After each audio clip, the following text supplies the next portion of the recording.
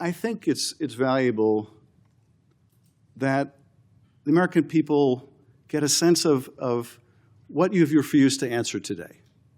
So these are just some of the questions you refused to answer, or have answered with personal attacks on members of this committee. You were asked whether you consulted with career ethics lawyers, as you promised you would do during your nomination hearing, when you approved the president receiving a $400 million gift from the Qataris. You refused to answer that question. You were asked, or who played the role in asking that Trump's name be flagged in any of the Epstein documents gathered by the FBI.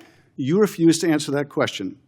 You were asked whether Holman kept the $50,000 bribe money. You refused to answer that question. You were asked whether Holman paid taxes on the $50,000 bribe money. You refused to answer that question. You were asked, did career prosecutors find insufficient evidence to charge James Comey? You refused to answer that question.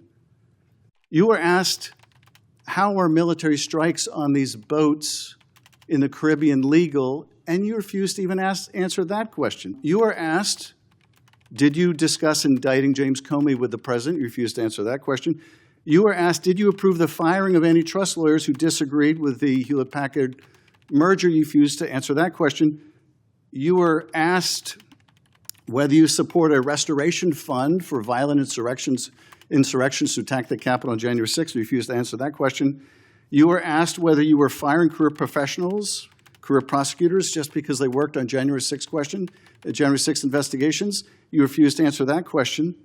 You were asked by my California colleague whether you believe government officials, like immigration officials, have to abide by court orders. You wouldn't even answer that question. This is supposed to be an oversight hearing.